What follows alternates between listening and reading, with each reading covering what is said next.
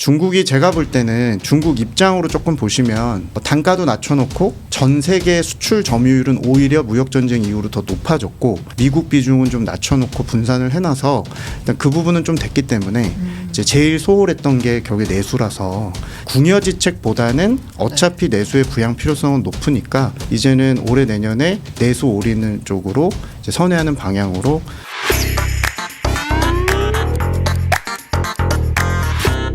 네, 안녕하세요. 머니네버슬립 이유림 아나운서입니다.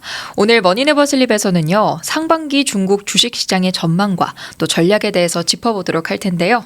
하나증권 리서치센터의 김경환 애널리스트님 모시고 얘기 나눠보도록 하겠습니다. 어서 오세요. 안녕하십니까. 네, 오늘 또 머니네버슬립에 함께해 주셨는데 네. 간단하게 짧게 소개 부탁드리겠습니다. 네, 일단 불러주셔서 감사하고요. 저는 하나증권 리서치센터에서 글로벌 매크로 투자 전략팀을 이끌고 있고요. 자산은 중국과 신흥국을 분석하고 있습니다. 네, 오늘 또 중국 주식시장에 대해서 네. 훑어보도록 할 텐데요. 트럼프 2기가 시작이 됐잖아요. 중국 입장에서도 여러 가지 변화나 또 준비가 필요했을 것 같습니다. 2025년에 중국의 정책 기조는 어떻게 흘러가게 될까요?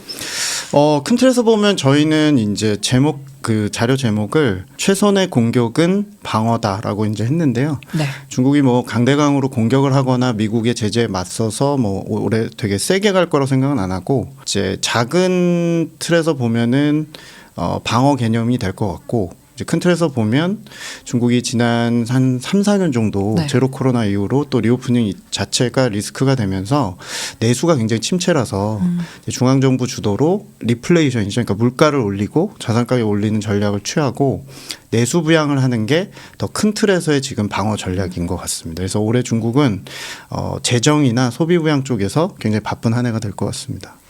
사실 그동안 중국이 좀 내수시장 회복에 어떻게 보면 계속해서 총력을 기울여 왔었는데 올해는 좀 어떤가요? 이런 부분이 회복이 좀 될까요?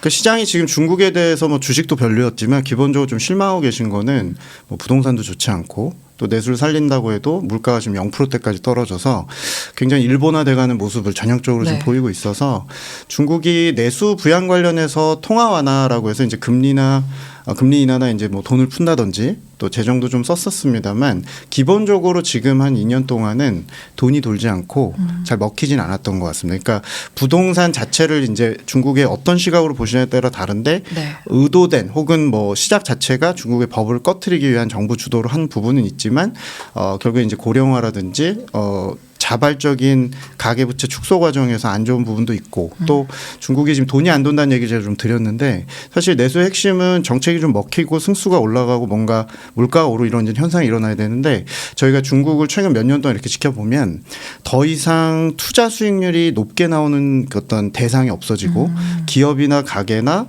기본적으로 지금 금리 하락하는 속도보다 저희가 이제 일반적으로 ROIC라고 투자 수익률 그러니까 내가 투자 자본 대비해서 걷어들이는 것 자체가 더 빨리 떨어지다 보니까 그냥 차라리 이럴 때는 아무것도 하지 말고 현금을 그냥 예금에 쌓아두고 아무것도 하지 말자 뭐 이런 이제 시각들이 좀 많아서 네. 중국이 어떻게 보면 올해 내년에 좀 큰 틀에서 좀 방법을 바꿔서 다른 방식의 내수 부양을 좀 해야 되는 숙제를 좀 안고 있고 저희가 이제 올해 내년에 중국이 그런 방식으로 좀 새로운 걸 시도할 것 같다 이렇게 좀 복선을 좀 깔고 싶네요. 네. 그럼 구체적으로 좀 어떤 전략이 수정이 될까요? 그러니까 큰 틀에서 보면 저희가 이제 자료로 지난 연말 전망부터 좀 말씀드린 부분인데 사실 지금 중국 가게든 기업이든 돈을 쓰지 않고 소비나 네. 투자를 이제 안 하고 있다 말씀을 드렸는데 결국 이 단계에서는 중국에서 가장 지금 돈이 많고 여력이 되는 중앙정부가 좀 나서야 될 것 같습니다. 그러니까 재정정책을 중국이 안 쓴 건 아닌데 사실은 굉장히 좀 짜게 쓰고 보수적으로 썼었습니다. 네. 중국 뉴스 혹시 관심 있으시면 뭐 예전부터 중국은 지방정부가 뭐 돈이 없고 뭐 파산 직면에 있고 굉장히 어렵다고 얘기를 하는데 중앙정부가 이 권한을 강화하려고 항상 돈을 아꼈거든요. 그런데 이제 방법이 없고 올해와 내년에 이제 중앙정부는 굉장히 좀 부유한 상황이라서 이제 재정 지출을 아주 급격하게 늘려서 마중물 역할을 좀 할 것 같습니다. 여기에 이제 가계 기업이 따라오는 건 다음 문제겠습니다만 지난 몇 년 동안은 그냥 돈을 좀 뿌리고 소극적으로 규제 위주로 했던 부분에서 중앙정부 주도로 뭐 중앙정부 멱살을 잡고 이제 가보겠다는 게 가장 큰 변화입니다. 그렇다고 한다면 이제 중국의 중앙 정부에서 돈을 막 뿌리고 네. 좀 이런 변동성을 유동성을 높이는 건 좋은데 그렇게 된다고 하면 중국 자체 이 위안화도 좀 걱정이 되거든요. 네, 아무래도 급격한 양의 갑자기 통화가 유통이 된다고 하면 위안화의 가치가 좀 떨어질 수 있지도 않을까 하는 부분도 있는데 중국 정부 입장에서 이런 밸런스들은 어떻게 조절해 나가고 있나요? 네, 되게 좋은 질문이신데요. 일단은 올해 이제 트럼프가 관세에 대한 공약을 했고 기본적으로 당연히 생각할 수 있는 게 이제 환율을 평가 절하시키거나 네. 또 부양을 하려면 결국에 완화적으로 가야 되는데 환율은 어떻게 밸런스를 맞추느냐. 아무리 중국이 덜 개방된 경제라도 분명히 어려운 숙제를 안고 있습니다. 저희가 좀 놀라실 수도 있는데 네. 올해 중국이 뭐 평가 절상까지는 안 되겠지만 평가 절하폭이 생각보다 안 크다라고 전망을 하고 있습니다. 일단 근거는 뭐냐면 중국이 2018, 19년에 처음 무역전쟁 일기 때 소위 말해 이제 트럼프 집권 일기 때 공격을 받았을 때는 네. 기본적으로는 달러 위안 환율을 거의 7위안대를 깨면서 한 12% 정도 절하시켜서 약세로 만들어서 관세 대응을 한 게 사실입니다. 그런 경험상 뭐 당연히 올해도 관세가 더 높아지니까 하겠지라고 생각할 수 있는데 지난 3년 동안 중국 뉴스를 이렇게 곰곰이 바라보시면 네. 덤핑을 한다. 수출 단값을 헐값으로 만들어서 막 엄청나게 밀어내기를 한다. 중국의 가성비 제품이 저희 뭐 알리익스프레스 포함해서 여러 영역으로 들어오고 있다. 듣기시잖아요. 중국이 일기 때랑 되게 달라진 부분이 일단 수출 단가가 큰 폭으로 절하가 돼 있고요. 이미. 그리고 또 하나는 환율을 인위적으로 절하할 만큼 다른 나라 통화들 대비해서는 또 이미 상당 부분 절하가 좀 돼 있는 상황입니다. 그래서 저희가 이제 말씀드리고 싶은 거는 일부러 내수를 포기하고 부양의 카드를 본인들이 지우면서 환율을 이렇게 달러 위안을 절하할 만한 유인이 조금 없는 상태라서 저희는 그냥 일반적으로 내수를 통해서 환을 강하게 만들어 보는 좀 선순환 방식을 택할 것 같습니다. 그래서 제가 이 얘기 길게 설명드린 이유가 저희가 물론 뭐 요새 뭐 해외 주식에서 미국이 대세고 여러 가지 보시지만 원화 같은 경우도 상당히 중요한데 원화의 중력은 사실 위안화가 좀 많이 빨아들이거든요. 그러다 네네. 보니까 올해 이제 우려하시는 그런 평가 절하에 대한 부분은 생각보다는 원화 입장에서도 위안화가 큰 폭으로 이렇게 절하시키는 영향으로 작용하지 않을 걸로 저희가 예측을 좀 하고 있습니다. 네, 관련해서 잠깐 트럼프 일기 때의 무역 전쟁 얘기도 해주셨고 네. 또 이번에 다시 트럼프가 이게 집권을 하면서 이제 무역 전쟁 관련돼서 또 이슈가 나고 있잖아요. 아무리 중국의 입장에서 기존의 이런 경험들을 통해서 준비가 됐다고 할지언정 네. 그래도 미세하게나마 영향이 있을 것 같은데 네. 이 영향력이 실질적으로 중국 경제는 어느 정도 미치게 되는지가 좀 궁금합니다. 그렇죠. 일단은 뭐 종잡을 수 없는 전략을 쓸 수 있고 트럼프 대통령이 기본적인 공약상으로 보면은 관세에 대한 인상 네. 그리고 심지어 이번에는 우회 수출까지 차단해서 뭐 중국이 지금 멕시코나 이런 캐나다 같은 지역을 뭐 일종의 이제 미국 입장에서 트로이 목마라고 표현할 정도로 이제 우회 수출도 막겠다. 그리고 뭐 틱톡이 됐건 뭐 지금 뭐 AI 쪽이 됐던 반도체가 됐건 전반적으로 기술 제재하겠다. 뭐 이제 이런 다양한 카드를 갖고 오기 때문에 중국이 아무리 내수 비중이 높아도 기본적으로 당연히 영향을 받을 것 같고요. 저희가 아주 그냥 단선적으로 추정을 해보면 관세 충격이나 전반적인 시나리오가 중립적으로 좀 진행이 되면 올해 중국의 성장률을 최대 한 2% 정도 깎아먹는 수준의 공격이 예상이 되고요. 그럼 중국 정부는 반작용으로 네. 2%보다 더 이상의 재정이나 통화 부양을 해야 될 거고요. 저희가 예측하건대 현재 나온 계획상으로는 이번 3월 달에 전인대부터 확인되겠습니다만 최대 GDP의 한 4에서 5% 정도의 적자를 더 내서 일단 맞대응을 좀 할 거라고 저희가 예측을 하고 있습니다. 그러니까 중국이 제가 볼 때는 중국 입장으로 조금 보시면 단가도 낮춰놓고 전 세계 수출 점유율은 오히려 무역 전쟁 이후로 더 높아졌고 미국 비중은 좀 낮춰놓고 분산을 해놔서 일단 그 부분은 좀 됐기 때문에 이제 제일 소홀했던 게 결국에 내수라서 궁여지책보다는 어차피 내수의 부양 필요성은 높으니까 이제는 올해 내년에 내수 올인을 쪽으로 이제 선회하는 방향으로 완충을 할 것 같습니다. 그래서 이 지금 말씀드린 제 얘기가 소설이 될지 혹은 또 틀릴지 뭐 여러 가지로 검증을 하시려면 3월 5일로 잡혀 있는 중국의 전인대라는 네. 행사에서 첫날 총리 업무 보고에서 이런 데이터들이 공식적으로 확인이 될 것 같습니다. 그 3월 5일에 예정되어 있는 이 전인대의 결정을 조금 더 자세하게 들여다보면 좋을 것 같은데요. 구체적으로 좀 중국 정부가 얼마나 쓸 계획인지 네. 또 얼마나 쓸 계획이라면 또 어떻게 쓸 계획인지 이런 네. 것들이 궁금합니다. 네. 일단 제가 장표를 조금 띄워주시면은 그 보시는 장표 PPT의 왼쪽 그림 막대 그래프로 된 건데요. 그 중국이 3월 5일 날 하는 전인대라는 행사는 우리로 치면 국회 성격의 이제 최고 권력 기구긴 한데 이 자리에서 총리가 올해 이제 적자율을 공식적으로 얼마를 가져가고 추가로 여기에 더해서 추경 내용을 합치면 이제 포괄적인 광의의 재정 적자율로 제가 회색 막대로 표현해 놓은 저 그림이 이제 공식 재정 이제 포괄적인 재정 적자율입니다. 그래서 그 중국의 부양의 강도는 저 막대로 가늠을 하셔도 될 것 같은데요. 참고로 중국이 작년에 포괄적인 재정 적자율을 최대 9에서 한 10% 정도 GDP 대비해서 가져갔었는데요. 느낌으로 말씀드리면 올해는 14에서 한 15% 그러니까 작년 대비 GDP 한 4에서 5% 정도 더 증액된 그 규모로 이제 가져갈 것 같습니다. 그래서 보시는 막대 그래프가 이제 치솟은 거는 저희 추정치고, 근데 제가 그냥 막 추정한 건 아니고 중국 정부가 이미 12월 달 경제공작회의란 연말 회의나 이런 데서 네. 밝힌 액수들을 근거로 이제 GDP 대비 4에서 5%입니다. 근데 제가 이번에 꼭 그 저 적자율을 확대가 되는 것도 다 좋은데 시장이 워낙 지금 중국 부양책 기대를 몇 번 뒤통수를 맞고 사실은 조금 뭐 지금 말씀드린 통화 승수도 안 나고 뭐 효과도 없는데 써봤자 뭐하냐 이제 생각할 수 있어서 좀 차별점을 좀 말씀을 드리겠습니다. 일단 세 가지 정도 예상을 하는데 네. 일단 저 적자율이 저 확대되는 걸 보시면은 과거에도 뭐 16년도에도 그랬고 2020년 우한 사태 때도 그랬고 한 번씩은 저렇게 삐죽삐죽 튀어나오면서 적자율을 높였다가 그 다음엔 그만두는 경향이 많습니다. 근데 올해는 지금 저희가 예상 추정컨대 최소한 2년에서 3년 정도 저 정도 적자율로 확장을 할 것 같습니다. 왜냐하면 그 정도의 내수 상황이고 그들이 얘기하는 부동산을 이제 넘어서서 뭔가 다른 단계로 가려면 지금 저 정도 강도로 1년에서는 안 될 것 같거든요. 그래서 이번에 밝히는 게 뭐냐면 중앙정부 충분히 몇 년 쓰겠다라고 지금 얘기는 하고 있습니다. 물론 시장이 아직 안 믿고 있지만 그런 시도가 첫 번째 차별점이고요. 두 번째는 복합적인 조치들입니다. 그러니까 중국이 이번에 재정을 활용하는 거 다 좋은데 방향성이 조금 바뀝니다. 예를 들면 증시 부양에 이제 활용하는 자금들이 직접적으로 좀 많이 들어가서 이제 중국판 밸류업으로 지금 많이 불리고 있고요. 두 번째는 쓰는 방향을 좀 소비에 집중을 할 것 같습니다. 뭐 중국 부동산도 안 좋고 중국 가계가 좀 이런 표현 그렇지만 벼락 거지가 돼서 중산층들이 지금 소비를 안 한다 얘기가 많이 나오는데요. 소비 부양에 대한 지출이 이번에 좀 차별점 중에 두 번째. 그리고 마지막 세 번째는 인민은행의 지원 사격입니다.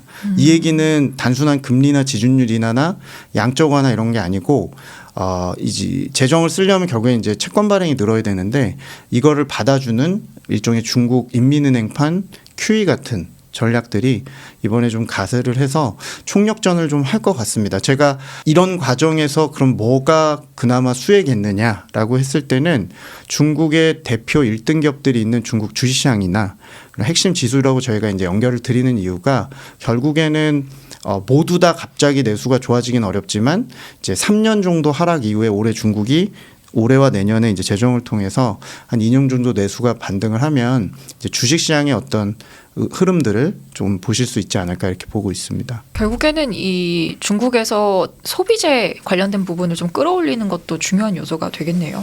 그렇죠. 예, 그 기본적으로는 뭐 올해 저희가 중국 주식시장 얘기를 뒤에 드리겠지만 기본적으로는 시가총액의 이제 상해 심천 5천 개 종목 중에 시가총액의 80%가 내수주고요. 또 아시는 저에게 이제 아픔을 많이 줬었던 홍콩의 항생지수 역시도 사실은 본토에서 90%의 돈을 버는 7, 80% 이상의 이 내수주로 구성이 돼 있어서 사실 중국이 내수가 없는 게 아니고 과거에 저희 중국이 플렉스하고 굉장히 돈을 많이 쓰던 시절과는 매우 달라서 실망이 큰 상황인데 회복은 할 것 같습니다. 올해 내년에 이제 회복하는 과정에서 주식이라는 게 먼저 이제 소위 말해 좀 많이 유난도 떨 수 있고 좀 먼저 반영할 수 있는데 중국에 지금 많이 관심 없으신 중국의 소비주나 또 전자상거래, 빅테크, 또 중국이 주도하는 전기차 이런 쪽이 범내수주에 들어간다고 저희는 생각을 하고요. 이제 관심을 좀 가지실 수 있도록 저희도 많이 말씀을 좀 계속 드릴 예정입니다. 중국의 부동산 쪽은 좀 어떤가요? 중국 부동산은 사실 말씀드리면 굉장히 길어지니까 그냥 이렇게 보시면 됩니다. 일단 지난 4년 동안 조정이 있었고 이제 비단 주택 가격 거래 이런 것뿐만이 아니고 이제 헝다그룹 뉴스 같은 거 기억하실지 모르겠는데 중국의 디벨로퍼라고 얘기하는 건설과 시행을 같이 했던 이 회사들이 완전히 붕괴했습니다. 그래서 중국 부동산은 작년 재작년에 이미 경착륙을 했고 사실상 우리가 느끼는 중국의 건설 경기나 이제 관련된 자산 효과는 개멸식으로 하락을 했고요. 저희 예측에서 제일 많이 빗나간 부분입니다. 근데 이게 중국이 공급자에 대한 위험, 즉 건설사나 디벨로퍼를 옥죄는 과정에서 네. 땅을 팔아서 돈을 벌었던 지방 정부와의 연결고리도 끊고 이 과정에서 시작한 조정이라서 올해 내년에도 중국의 건설 경기나 전반적인 이런 주택 수요 이런 쪽은 크게 회복되긴 어려울 것 같습니다. 다만 저희가 이제 주목하는 포인트는 뭐냐면 네. 이것도 장표를 조금 띄워놓고 제가 좀 말씀을 드려보면 왼쪽에 보시는 그림들이 이제 중국의 최근의 주택 가격 상승률 같은 건데요.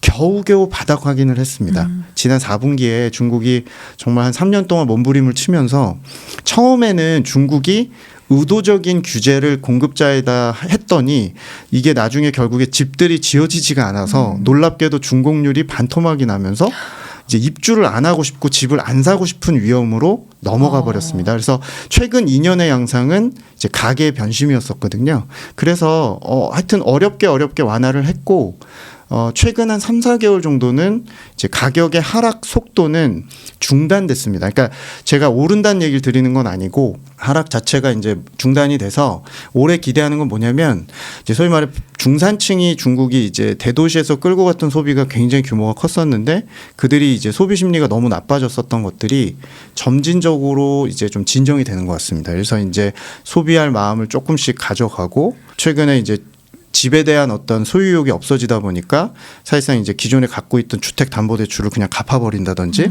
전형적인 일본의 90년대 모습을 보였는데 제 생각엔 아직은 중국이 뭐 일본화 됐다고 단정짓긴 좀 어렵고 소위 말해 이제 부동산 시장은 가격 중심으로 올해 바닥 확인을 좀 하고 있다. 그래서 소비에 대한 영향력이 조금 있을 것 같고요.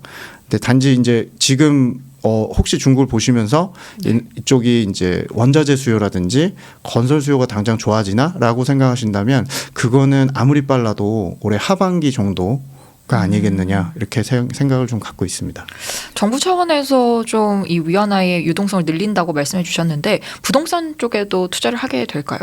부동산은 이런 상황입니다. 지금 뭐 원하는 그러니까 가게한테 하라고 해도 가게가 지금 자발적으로 안 하고 있거든요. 그러니까 초기 5, 6년 전에 중국이 규제를 시작했을 때는 헝다그룹 같은 디벨로퍼 잡겠다고 시작을 했는데 이들이 망하는 과정에서 당연한 얘기지만 집이 안 지어지잖아요. 그래서 중국도 70, 80%가 선분양 시장이고 청약을 받는데 제가 청약이 돼서 그렇게 기분 좋게 중도금 치르고 다 이제 집 지어지길 기다리는데 3년 후에 준공률이 50%밖에 안 되면 아무도 새 주택을 감히 분양을 받을 생각이 없겠죠. 그냥 구축이나 매매를 네, 하고 그렇죠. 그냥 하는 겁니다. 근데 기본적으로 지금 중국이 어떤 상황이냐면 그래서 이 중국의 1, 2선 도시 그러니까 우리로 치면 서울, 경기도 같은 수도권 지역의 큰 도시들은 이미 공급이 줄기 시작을 했습니다. 왜냐하면 3년 전에 디벨로퍼들이 이미 착공을 안 했기 때문에 그러면 이제 공급이 줄기 시작을 하면서 금리는 굉장히 낮아져 있고 심리는 바닥인데 공급이 줄기 시작을 하면서 가격 자체가 이제 하락폭을 줄이기 시작을 했습니다. 참고로 중국 부동산 얼마나 빠졌나요? 물어보시면 제가 여기서 보는 데이터상으로도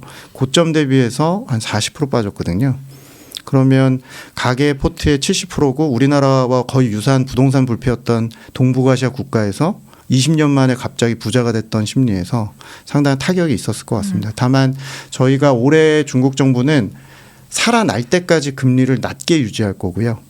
풀 수 있는 정책은 대부분 풀어놓고 지금 기다리는 단계이기 때문에 이제 제가 다 살아난다는 아니고 우리로 치면 서울 수도권 같은 전체 거래의 40% 정도 되는 1, 2선 도시부터 이제 조금씩 진정이 되거나 혹은 일부 이제 공급이 부족한 지역은 이제 좀 상승하는. 뭐 중국 요새 중국 여행이 조금씩 늘어나고 있는데 국내에서도 뭐 항저우나 상하이나 션전시 같은 이런 도시들은 올해 중에 가격 상승 얘기가 조금씩 나올 것 같습니다. 머니네버슬립 뉴스레터와 네이버 프리미엄 콘텐츠 지금 바로 구독해보세요.